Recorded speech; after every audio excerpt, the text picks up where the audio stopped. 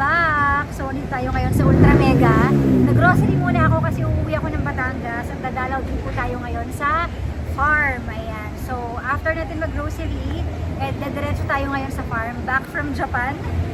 So, ang gagawin natin is sisilipin natin ngayon tapos na ba yung tiles at kung ano ba yung latest update sa ating farmhouse. So, I'm so excited na ipakita sa inyo at excited na rin ako na makita kung ano ba nangyari. Diba? So, tara, samahan nyo ako today. And nandito na naman tayo ngayon sa ating farm and I think ito na yung last update habang ginagawa siya bago ko talaga i-house tour, empty house tour siguro yung bahay. Kasi right now, kompleto na.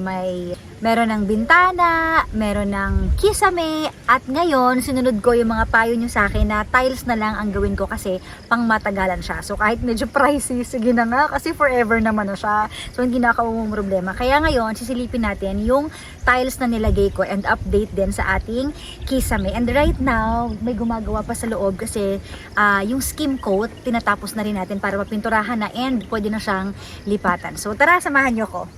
So, andito kami lahat. Full family. Hi, Aliana. Hi, say hi to the vlog. Hi!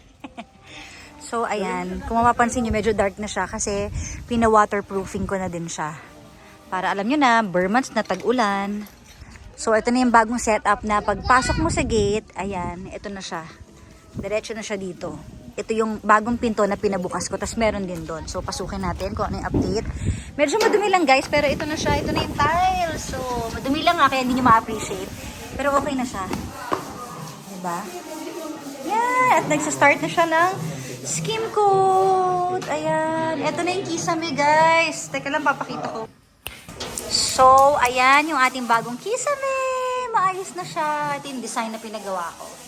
Ayan. So, kay Pajak to, andyan pa lang, hindi ko pa nailalabas. Sa terrace to eh. Ayan, ito na yung tiles. Sobrang dumi lang talaga guys. Kasi ito, pinataas ko yung sa lababo, naka-tiles na rin siya. Dapat kasi mas mataas siya. So, ayan. Ayan, napinturahan na din siya. Ito hindi pa. Ayan. So, ito na yung sa unang kwarto. Ayan. Kinis na siya. Ayan. Update. Okay. Parang kahit di napinturahan, no? What do you think, guys? Comment lang. Ano, kinis na siya, oh. Ito yung sa CR. Yes! Ito, yung wala pa. This will be my room. Pero, wala pa.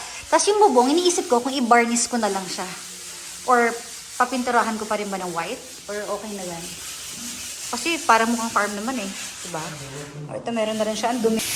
Yan, madumi talaga. So maglilinis kami ngayon. And sa mga nagtatanong kung wala daw bang screen yung sliding window ko. Ayun, may screen siya guys. Ayun yung screen no. Wala siyang screen. Wala rin siyang grill sa labas kasi medyo magastos pa pag nagpalagay nun, diba? So, susunod na natin yan. So, ayan siya. Ganyan din. Oo, ganyan din. I'm so happy. Patapos na siya. Next na gagawin ko is bibili na tayo ng mga gamit. Simple lang naman yung gamit na kailangan ko. Dining table, isang sofa, tapos kama. Yun na yun. So, ito yung isang pintuan. Yan. So, ayan, na-waterproofing na natin siya. Yung gusto kong kulay dito, ito yung peg ko. Papakita ko sa inyo. Yan. Pero yung taas, walang waterproofing. So, ayan naman yung ating kisame. Okay na siya. Update natin guys. Ayan, yung kisame, nakikita nyo naman. Okay na din siya. Natakpan na siya. Tapos, I think, kulang pa ng waterproofing sa taas or okay na to. Tuloy na waterproofing kaya hindi siya pantay. Tapos ito yung other door na dalawa yung pinto.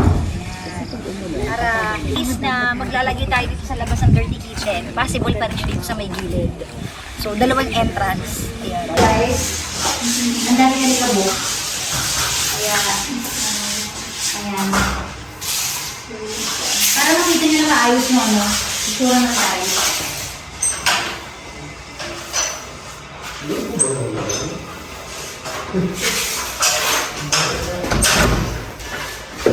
Parang lumilipad din yung alikabok. Maglilinis tayo guys. Hirap. Dito na lang.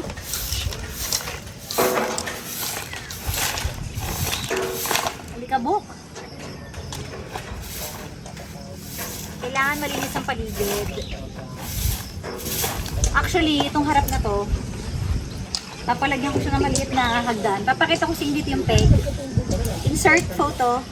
Ayan, siguro hagdan lang. Or kung maliit na terrace pa rin para medyo pail hanggang dun. Okay din siya. Pero pinag-iisipan pa natin.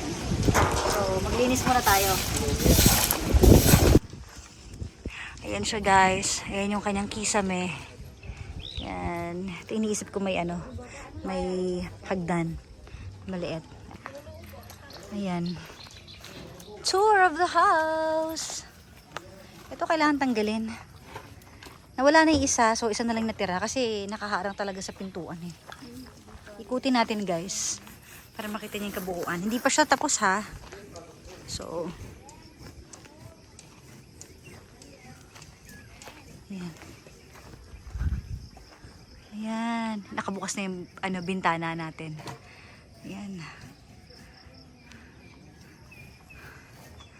Ay, I'm so excited.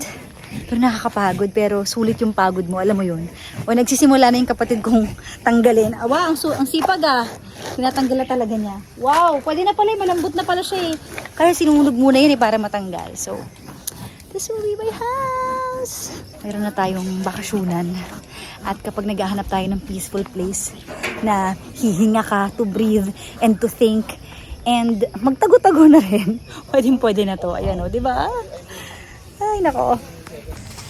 Ayan. Wow, si Isaac nagwawalis. Ang sipag naman. Wow, si Eliana din sasali sa paglilinis. Eliana, ito. Wow! Wow. Okay, linis ka na.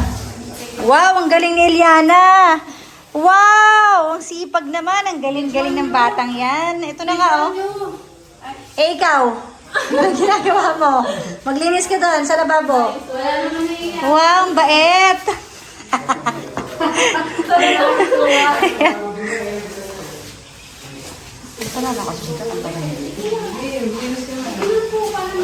Hindi pa natin nakakabit yung aircon. Okay, so we're leaving. Marami pang kailangan ayusin, lalo na sa paligid kasi makalat pa talaga siya. And ayan, panay mga siga-siga. So, ayun lang guys, na-share ko sa iyo yung bahay namin. Wow! And thank you so much sa support nyo mula umpisa hanggang dulo kasi nakakataba talaga ng puso sa lahat ng mga nanonood at nagsusupport. Nakakataba ng puso na andyan kayo magmula nung umpisa na nagsisearch pa lang ako ng farm hanggang sa makahanap ako, hanggang sa makapagpatayo ako ng bahay. I'm so happy. Ako ganun kayaman but siguro ano lang talaga ako, masipag mangarap. Yun yung masasabi ko sa sarili ko. Masipag akong mangarap at pag masipag kang mangarap, gagawin mo talaga siyang reality, hindi lang dreams. Dreams turned into reality. So, sisikapin mo talagang matupad siya, whatever happens.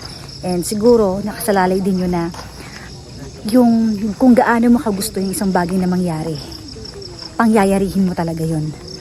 Parang how bad you want it to happen. In English ko lang. Diba? Kung gaano kalalim yung kagustuhan mo, yun yung mangyayari talaga. Pero kung mababaw lang yung kagustuhan mo na matupad yun, hindi siya mangyayari agad-agad. So, ayun lang, dumidilim na, kaya I have to say goodbye. Thank you so much for watching. Yan ang ating update sa ating farmhouse. Hopefully, sa next video, ma-house tour ko na kayo. Empty house tour. Tapos, sana kasunod yung, may mga gamit na, diba? Medyo madugo din po talaga kasi parang last year ko pa to sinimulan. Tapos patigil-tigil. So, pa nagkakapera lang, kumbaga sundot-sundot, maglalagay, ganyan. Hindi naman siya biglaan, kaya I'm so happy na. Ay, salamat. Patapos na. So anyways, thank you so much for watching this vlog. Sana nag-enjoy kayo. Bye!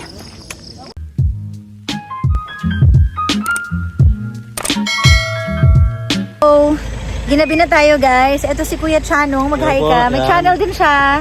I-follow niyo po siya. Chanong Cobra po sa YouTube. Ang ating Ayan. So, channel. yan, pinalinis ko sa kanya yung farm kasi syempre dahil may bahay na, ibig sabihin pwede na siyang tirahan, may mga bata kami, may senior, so kailangan walang ahas. Opo. So, pag kailangan nyo rin palinisan yung farm nyo at i-check kung may cobra Opo, ba. ayan, pwede Or, po. cobra lang ba o kahit anong ahas? Kahit anong ahas po, ma'am. Kahit anong ahas, yan. Siya ang inyong lapitan para siya nang bahala sa Opo. inyo. Para Opo, safe, bahala. di ba? So, ayan. Lalagay ko na lang dito sa baba kung ano yung channel mo, Opo, di ba? opo. Saka may contact ka ba doon? Meron po, meron po. Ayan, sige. Kontakin nyo na lang siya doon. Salamat, kuya, Salamat po, ha? ma'am. Salamat po. Thank you so much. Ayan, safe na kami dito. Apo, So, yung kanyang team. Ayan, hello po. At ang babagets. Ayan.